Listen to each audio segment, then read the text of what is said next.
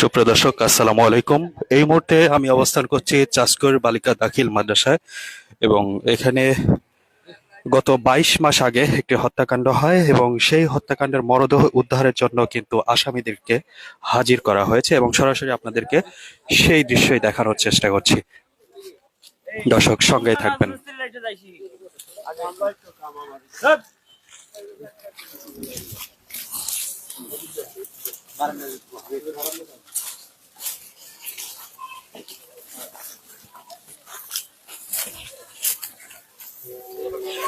যেখানে মরদেহটি রাখা আছে ঠিক সেইখানেই কিন্তু আসামিদেরকে নিয়ে যাওয়া হচ্ছে এবং কিছুক্ষণের মধ্যেই কিন্তু সেই মরদেহটি উদ্ধার করা হবে। দেখছেন, এই হচ্ছে আসামি।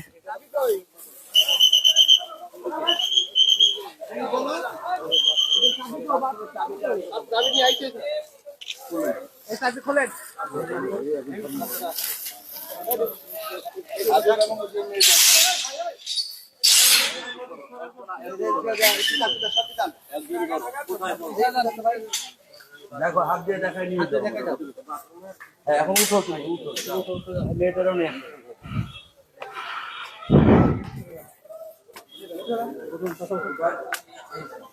এই সেই টয়লেট এবং এর ভিতরে কিন্তু সেই মরদেহটি রাখা আছে বলে তিনি জানিয়েছেন। আমরা একটু ছবি উঠাবো, আমরা একটু আসি একটু গেলে আমরা আশা খাবো আশা খাবো জি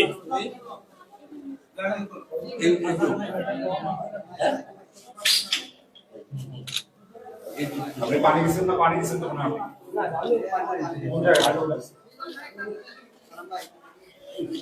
কত ফিট নিচে আছে কত মোবাইলের দুই ফিট 3 ফিট কোমর দিয়ে রাখো, কোমর দিয়ে রাখো। এদের মধ্যে লিখছি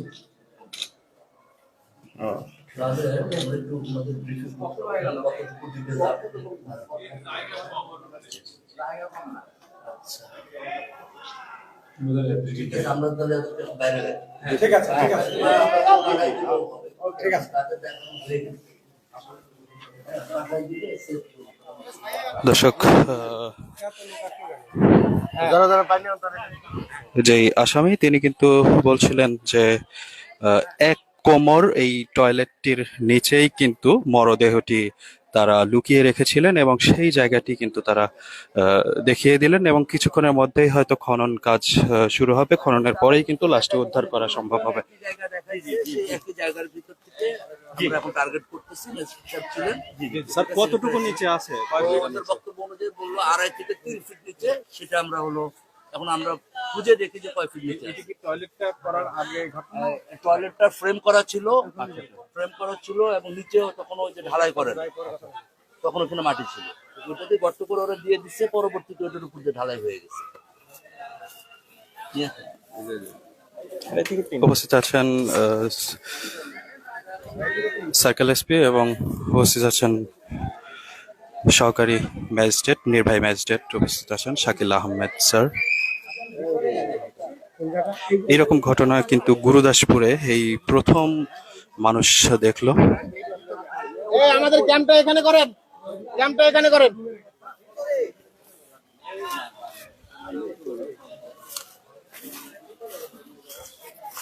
চাঞ্চল্যকর এক ঘটনার সাক্ষী হলো গুরুদাসপুরবাসী।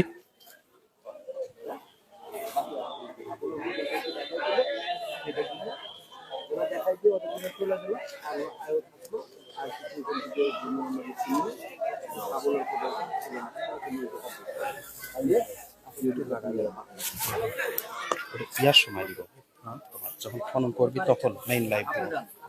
লাইভ দিছো কি?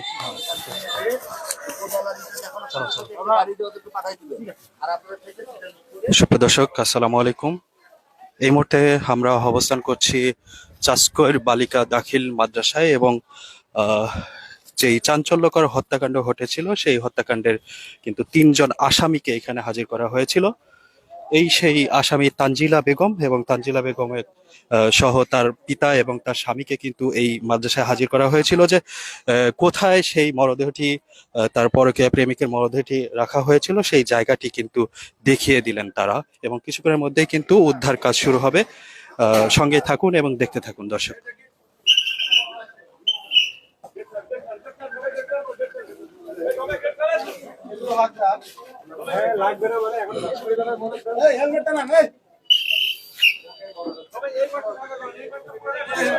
এই সেই আসামি তানজিলা বেগম, এবং তানজিলা বেগমের সহ তার স্বামী এবং তার পিতা মিলে কিন্তু এই হত্যাকাণ্ডটি চালায়।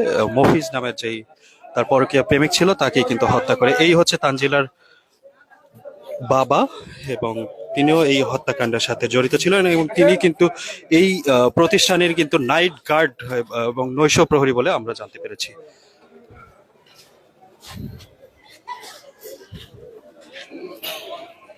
প্রচুর উৎসুক জনতার ভিড় আমরা দেখতে পাচ্ছি।